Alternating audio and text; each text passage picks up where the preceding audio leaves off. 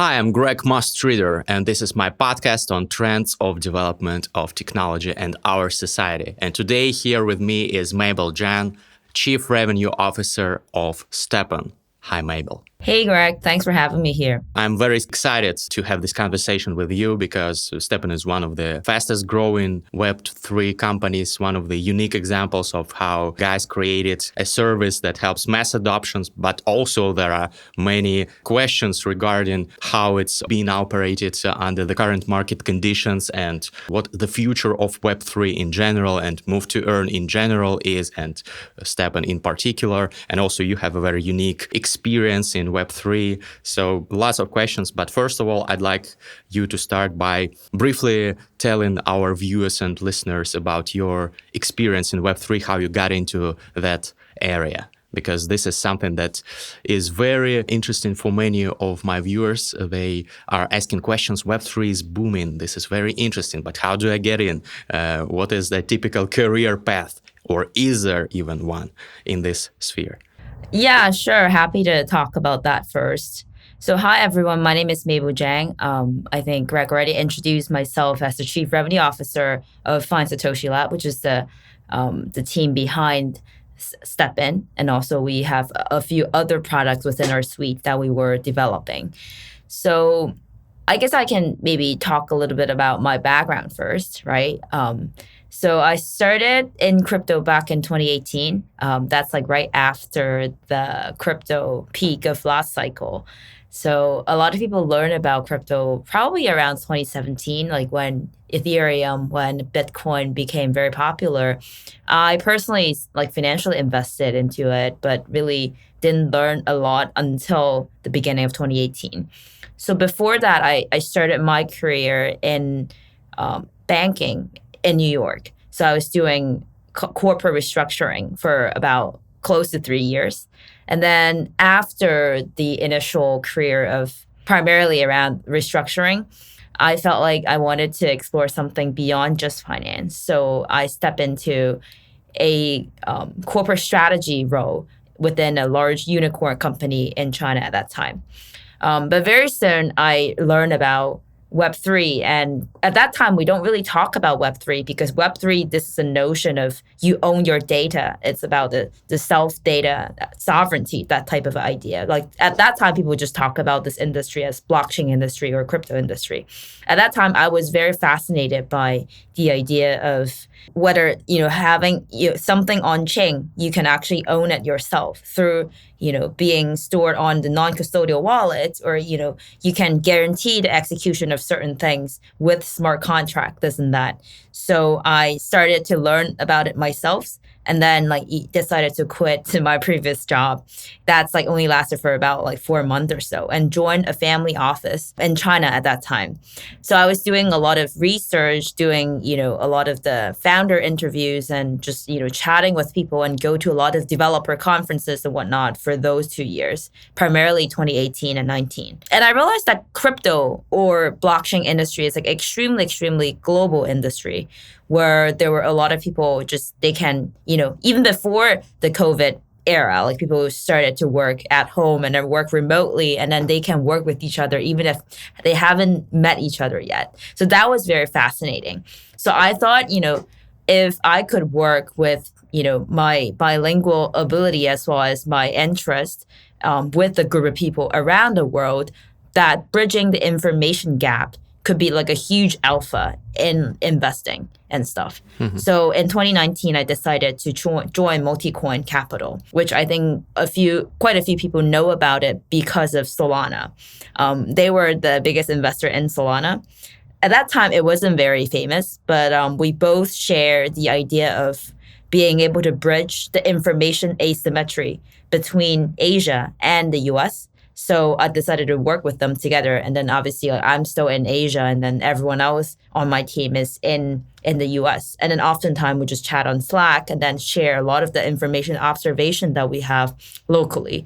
And because of, that kind of information asymmetry bridging, no one else had that. So I think for a long period of time, there was a huge alpha that we were generating through just having people globally. After 3 years at Multicoin, I was a partnered there for 2 years. And then I left Multicoin in May 2022 and then joined STEPN as the Chief Revenue Officer. There are many things worth discussing among those you mentioned.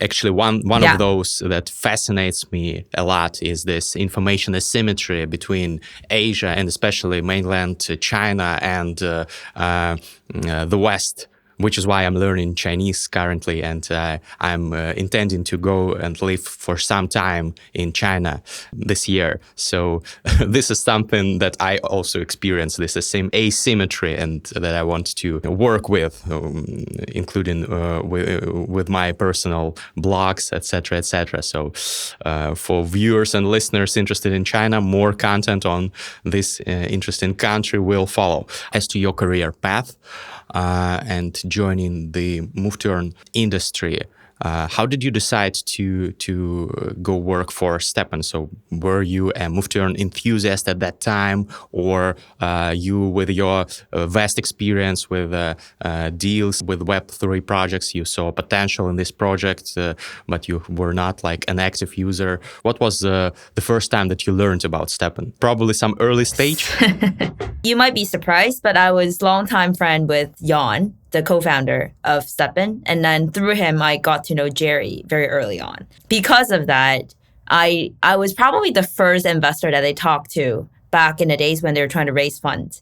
And then it wasn't very successful. Like for both Jerry and Jan, they were very experienced serial entrepreneur. But I think that was both their first time being a founder in crypto, like founding a project. I chatted with them on behalf of Multicoin. We decided to pass.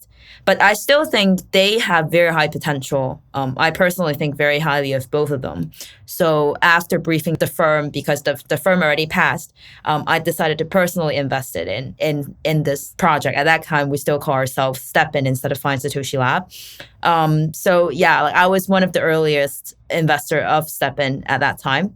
And then as they continue to grow, let me talk a little bit about their fundraising story, because I think that's also very interesting. One of the only Web3 projects that managed to get Sequoia on board, which is really amazing. Yes, but at that time, most of the other crypto native funds, they do not want to invest because they don't really have a lot of connections and whatnot. So they weren't able to get a lot of funding. And then I was like, okay, you guys are working on Solana, and then you seem to have a very strong product background, which they actually iterated their initial MVP very, very soon after they started fundraising. So I was like, you should just use this MVP, mini viable product, to participate in a hackathon of Solana and see if you can get anything. And then after they got into the Solana hackathon and they won prizes, it's not even number one. I think it was ranked number 4 or something within the gaming track. But still, a lot of people start to reach out to them. An investor wanted to invest in this and that. So the whole flywheel kind of started. So I kind of reinforced my thought about a lot of the Asian founders are very good with product building, but they're not as good at selling their goods. But still, with a very strong product, you would be able to bootstrap your initial users. That time, that was still a very interesting observation. But it was since the first period of time of the product growth, when it actually go into the market. I've seen the very rapid growth from 10K to 30K to 100K. And then I still remember back in the summer of 2021, when they were raising funds, they were we were hoping that, the DAU towards the end of 2022, it can get to 100K. But guess what? The peak of STEPN daily active was at 1 million. So it was very amazing. So I think around March, I already realized that, okay, this might be something that could potentially really change how a lot of people think about crypto. Because I think for me, I started in crypto for a long period of time. So I had the kind of on-chain maxis kind of mentality. But then I started to question myself, maybe some product that can actually get a lot of adoption, mass adoption, may not need everything to be on-chain. The key thing is about getting people register their first wallet and then let them enjoy what they're doing, and then maybe introduce the swap, which we have within our app as well. Those small little things can really get the real world users rather than, having, them to do something extremely complicated because like people won't understand.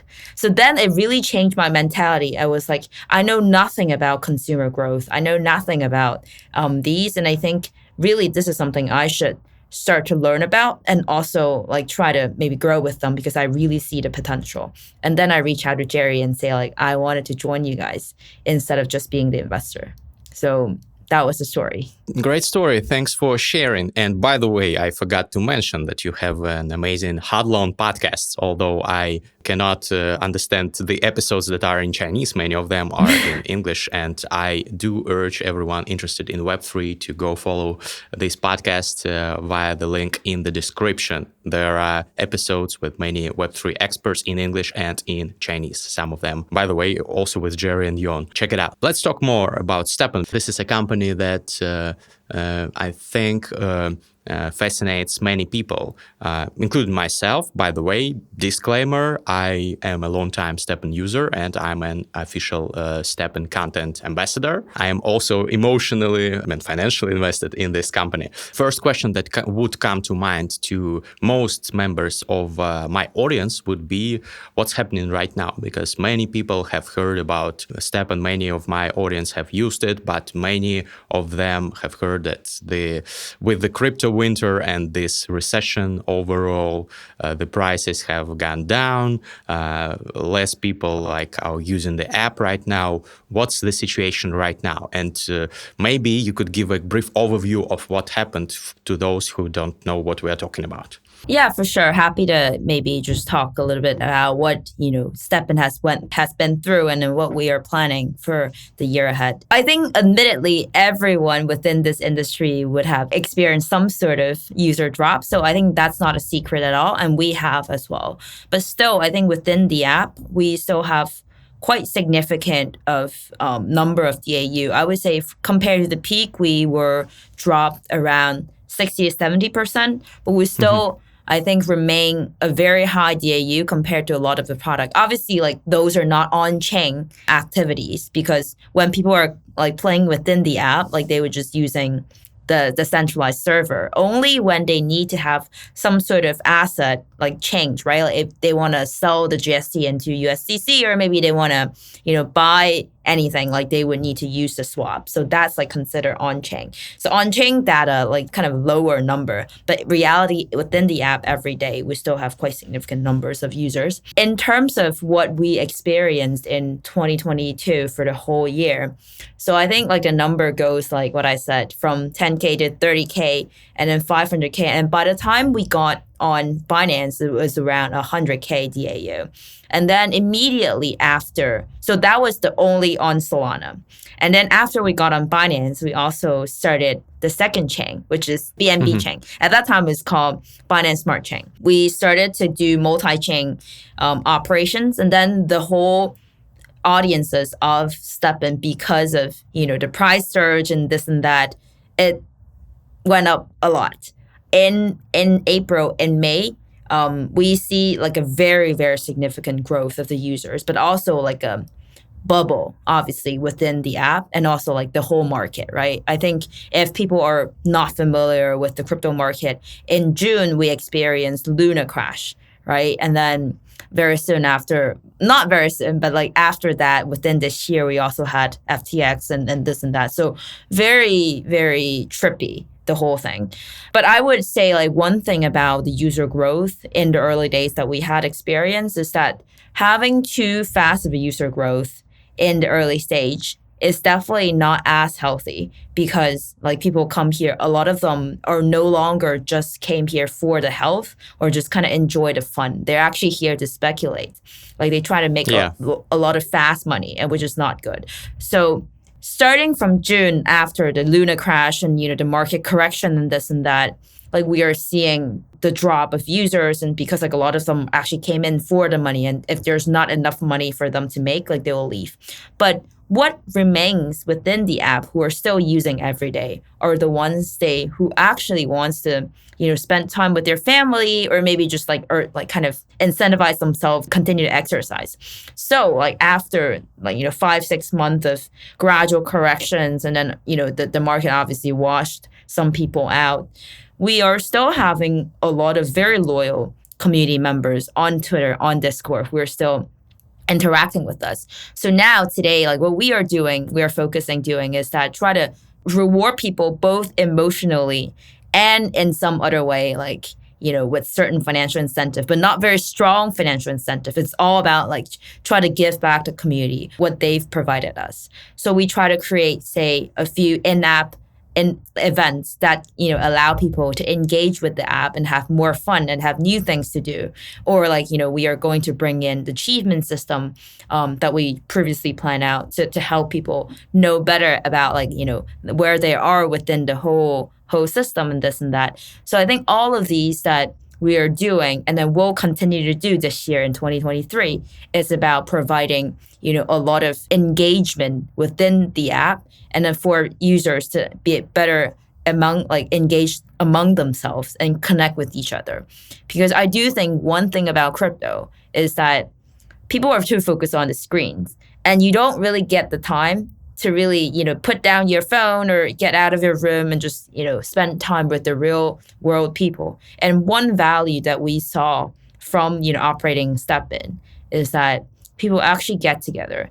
They bond with each other offline through a lot of these meetups. And I think that's extremely valuable. I totally agree. And as a biohacking evangelist, I also am most excited about the way STEPN has changed the lives of many people, including some of my friends who started running or jogging or walking around much more thanks to using this app. Those who were in just for the money, many of them dropped out, but those who were in for lifestyle change, they stay. By the way, you mentioned 60 to 70% drop in, I think, daily or maybe monthly users. I don't remember exactly. It's the same, right? It's the same.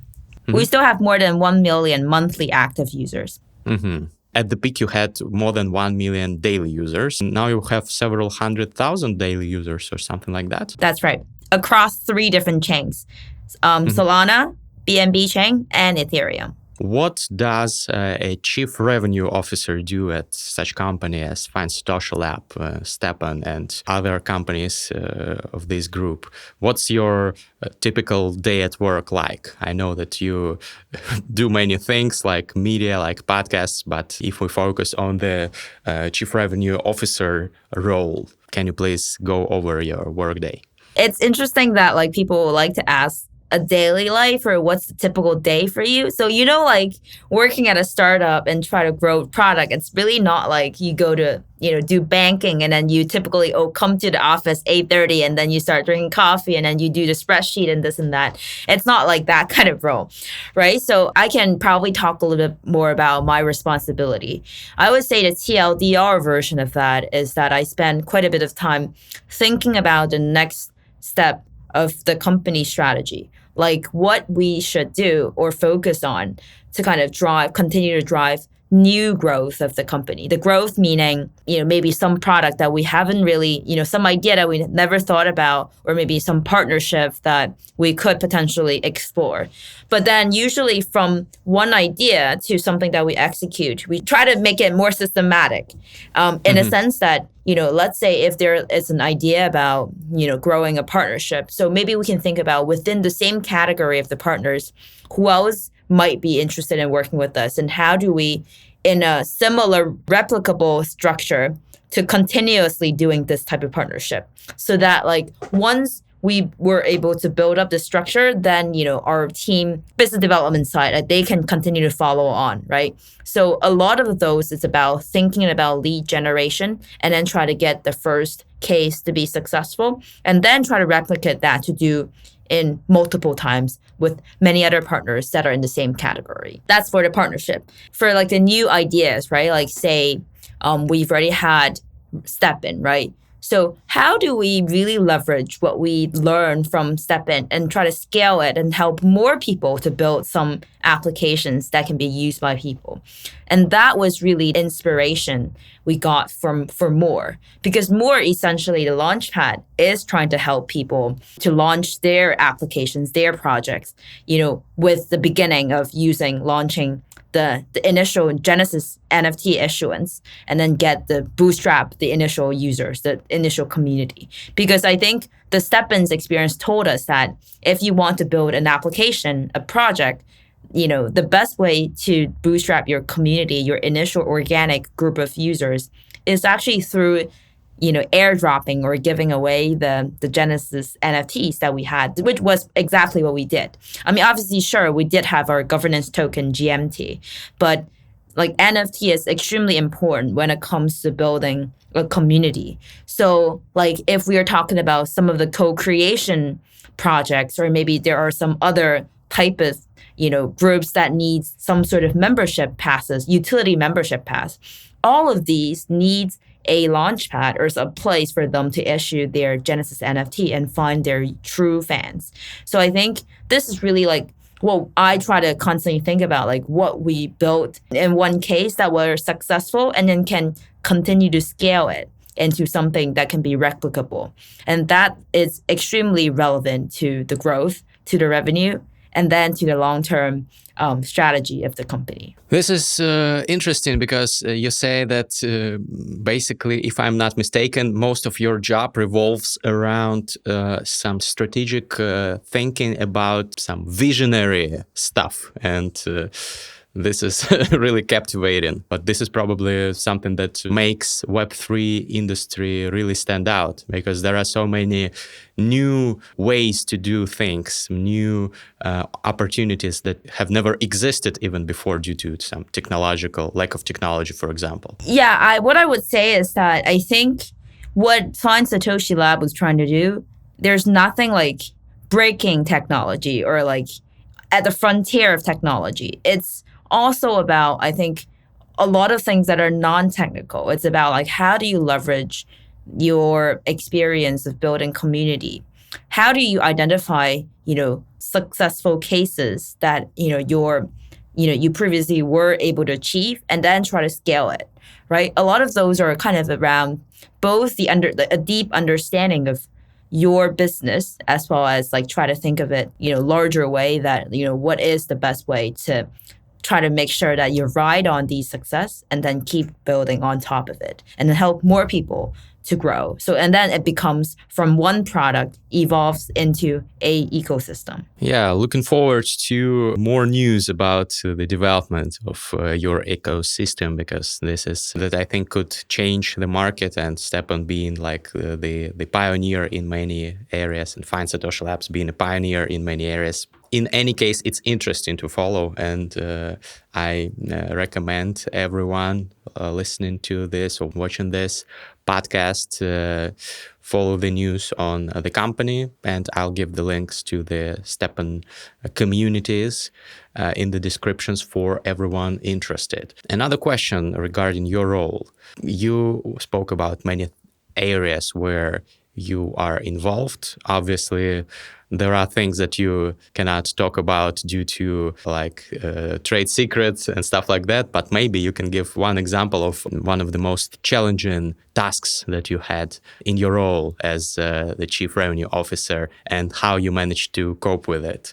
It's always about 0 to 1, right? I think the same thing comes with STEPN. I mean, I wasn't there in the team full time when we were trying to bootstrap from 0 to 1, but it's always like finding your initial customers is the hardest. So I think for the recent, most of my time was on focusing on more, which is already I explained. It's our NFT marketplace. It has one launchpad that helps people to do primary sales of their NFTs. So without although sure, we do have STEPN as like one prior kind of successful case, and then we have quite a few community, but I would say a lot of the community members of STEPN does not overlap with, the more users. So how do we think about, growing, like trying to create a flywheel and then growing the pie and then try to get some market share for more, right? That's absolutely the hardest. Like 0 to 1 is always the toughest, because you never built anything to prove that you will be successful. Then why do any of the NFT projects want to launch with you. Like you have to find exactly their pain point, right? Like things that you can uniquely provide to them that none of the other people can provide, such as, the experience of community building, which a lot of our ambassadors have, like including yourself, like people have the ability to help other projects to build their community. And also things like we would do a lot of the creator kind of mentoring and boot camping, which is a lot of the launchpad. They don't really do that because it's not very efficient. It's not very scalable. But we do think that with the best creators, like with the best projects, it's worthwhile the time of incubation and providing the resources. So I think the way we think about our launchpad is really to try to identify the best builders and then make sure that they are the one that being rewarded. Meaning, a lot of the marketplace, they kind of say that like they are not going to enforce the royalty because it's not enforceable on chain anyways. But we stand on the point that we think even if on-chain royalty is not enforceable, we still want the creators, the project founders, to be able to earn from their project. So our marketplace, like we do not take away the royalty from the creators, right? So that's another like kind of very important point, like why people want to work with us. So like essentially all of the things that I do every day is try to think about how do we take actions to help our platform to attract people that wants to work with us? And how do we better serve them? Because the key thing about having users is that we need to have very high quality content and people would come. And then as these projects grow and then people grow with them, they obviously benefit from that. And then they will like more as a launchpad and they will keep coming back. So, I mean, it's all like very simple stuff. It's very easy to say than done. You mentioned already the Luna crash, the FTX crash, and currently the market is not in ideal condition. Although we see some positive trends at the beginning of this year, we will see what happens next and how long the crypto winter will last. Has it become more challenging to work, for example, with launching new projects, with developing the launchpad? Because from what I've heard, the statistics show that there's been a significant drop in the number of projects that are launching right now, in the volume of the market. I'm also a co-founder of a Web3 marketing studio, and I work with many of such projects, helping them market their services and grow their community, scale their community. Also link in the description for all of those who are interested. It's called TGS. And I see this market and I see how many struggles Web3 founders are facing right now, and creators of NFT collections are facing right now. So maybe you can tell about your experience in how you help them, what your opinion is on the current trends. Will it become warmer for the crypto market in the near future? Going back to your question about whether it's harder to track projects, it's actually twofold. So yes, you're right. There are fewer projects that want to launch. But at the same time, because the market is really, really tough for most of them to attract attention, to get users, or to, just even raise the money, that's why they're more willing to work with the Launchpad, because it's a platform, it's a stage for them to gather together, for everyone to watch at the same place. For them, if they are bootstrapping, they're co-starting, it's going to be very, very hard for them to get initial attention. But with us, because we have existing community and whatnot, it's actually easier.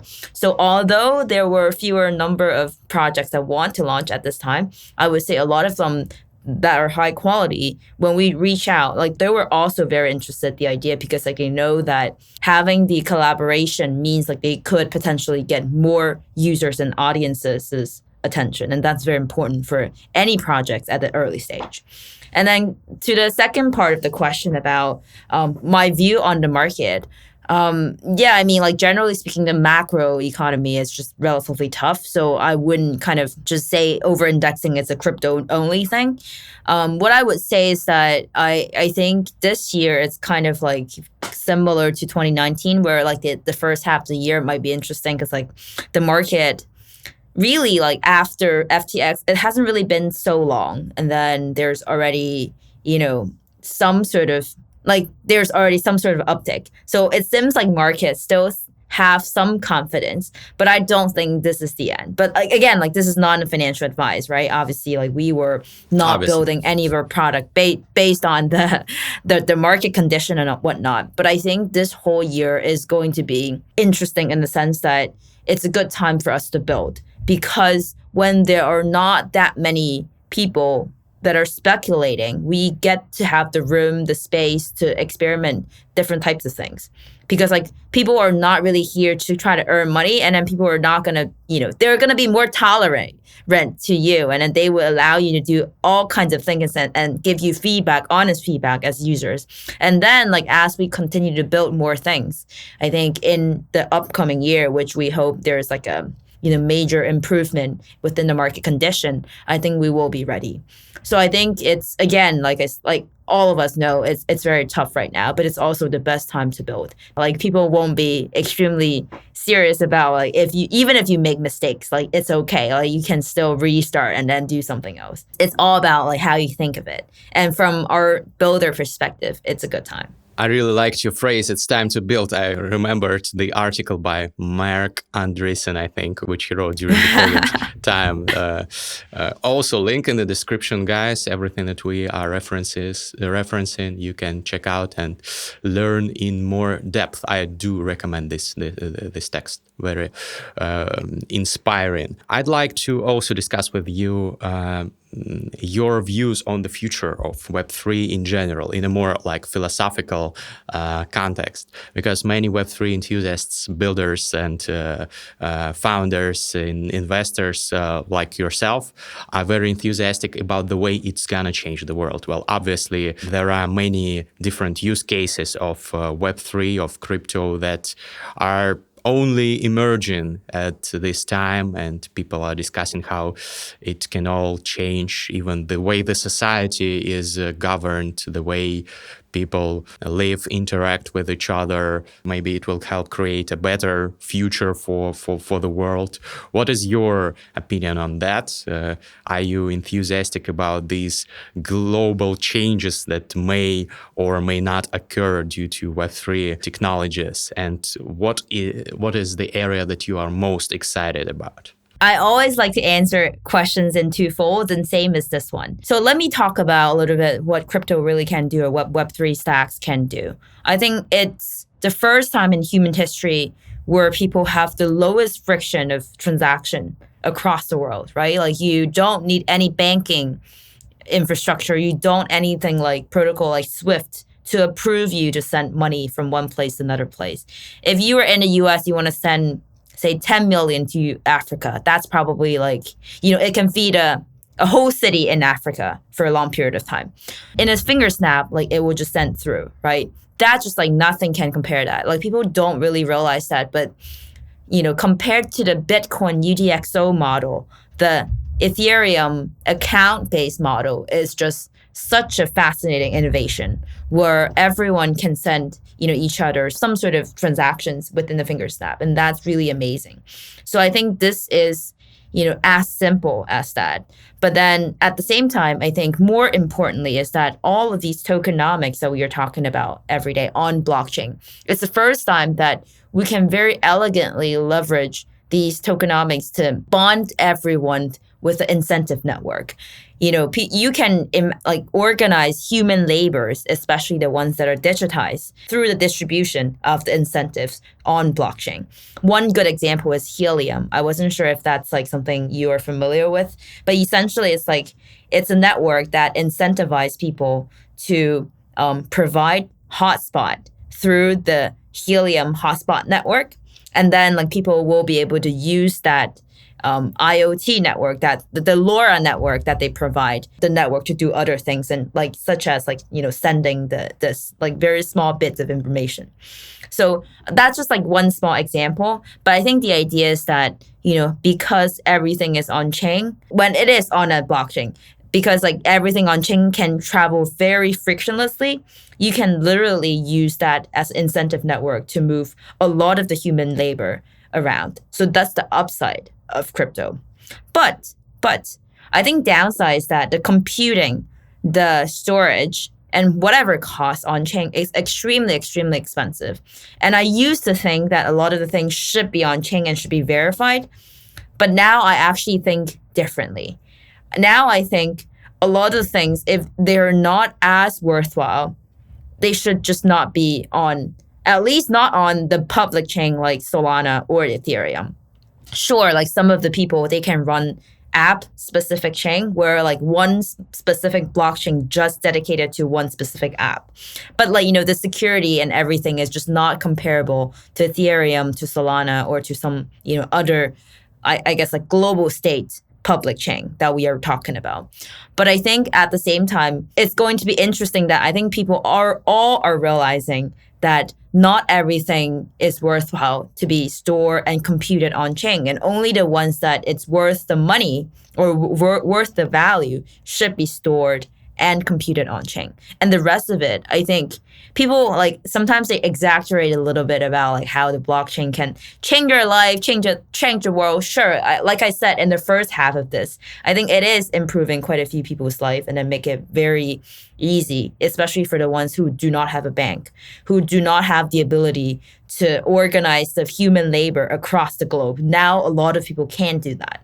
But at the same time, we also should bear in mind that everything has a cost. And I think for anyone who just wants to, do something on chain, they should think about like whether it's worth the cost of on-chain verification, or worth the cost of using the blockchain to store something. So I guess that's my answer to your question.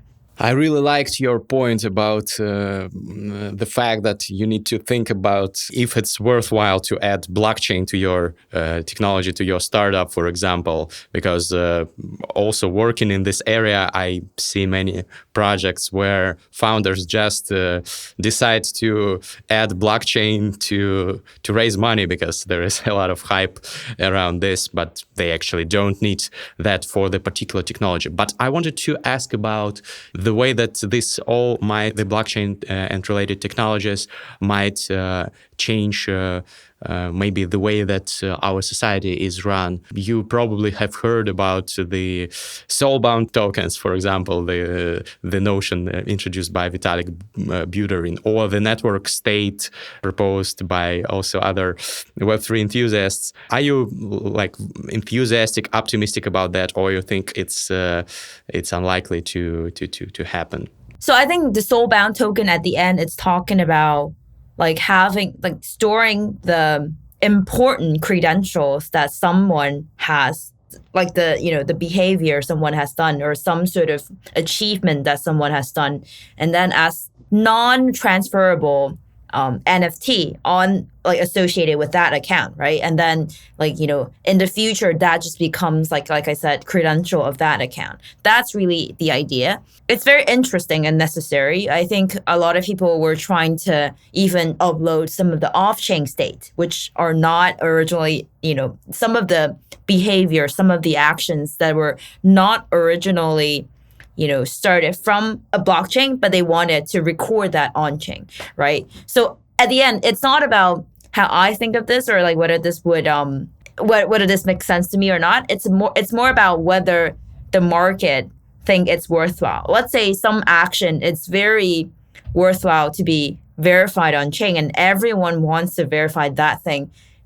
So that they can be, let's say, approved or admitted into a community that are very high value. That behavior, that action becomes something that it should just, spend the money to upload to the blockchain and then get verified. And that becomes like a, state to worthwhile the cost of being verified on chain. I think one thing that it's to consider is that, whether something, it's easy for a smart contract to record. And obviously, like, I think a lot of the behavior people have, it's like such as like providing liquidity to a AMM.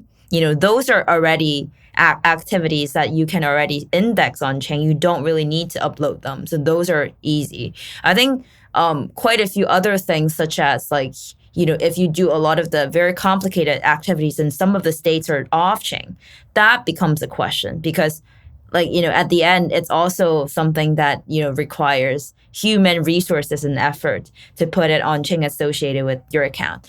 So at the end, I think the market will answer that.